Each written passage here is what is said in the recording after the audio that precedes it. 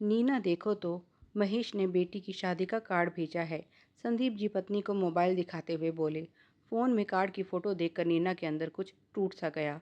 क्या भाई के पास अब उसके लिए इतना समय भी नहीं बचा कि कम से कम घर आकर भतीजी की शादी का कार्ड उसके हाथ में दे जाता। उसने बस इतना कहा, अच्छा है, जिम्मेदारी से छुट्टी मिल जाएगी। आज के समय में बच्चों की शादी भी किसी चुनौती से कम नहीं रह गई है। संदीप जी उसकी पीड़ा समझ रहे थे।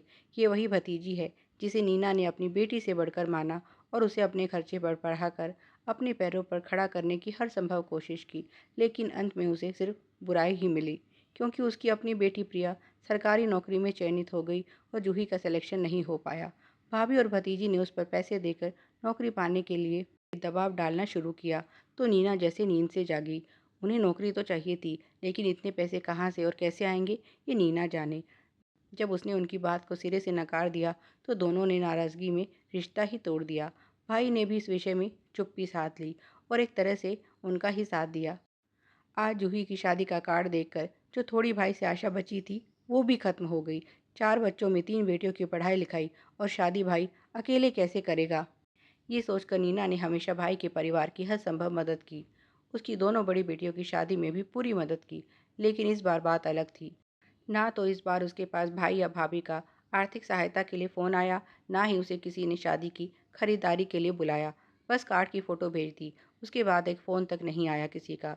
संदीप जी ने उससे पूछा कि नीना क्या करना है, शादी में जाना भी है या नहीं। अगर जाना है तो फिर तैयारी कर लो, क्योंकि शादी कल ही है। नीना मुंह फेर कर लेट गई।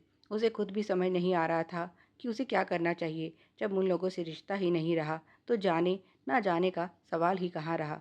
अच्छा होता अगर वे उसे कार्ड भेजते ही नहीं, पर यही तो भाभी की चालाकी है। भाई के सामने उसे बुरा साबित करने के लिए ही तो उसने ये सब किया है। उसने एक गहरी सांस ली और अपना निर्णय भी कर लिया। अगले दिन वो पति के साथ शादी में थी। बुआ होने का फर्ज निभाते हुए जूही को आशीर्वाद देकर वो तबीयत खराब होने का बहाना बनाकर लौट आई। उसकी जिम्मेदारी पूरी हुई। अगर इस बार ना जाती तो मन में मलाल रहता कि शायद भाई इंतज़ार करता हो, पर अब सब साफ था। ना अब वहाँ उसकी कोई ज़रूरत थी, ना ही जिम्मेदारी ही बची थी। लोग दिखावा पूरा हुआ और मन के सारे झूठे भ्रम भी टूट गए। अच्छा ही हुआ।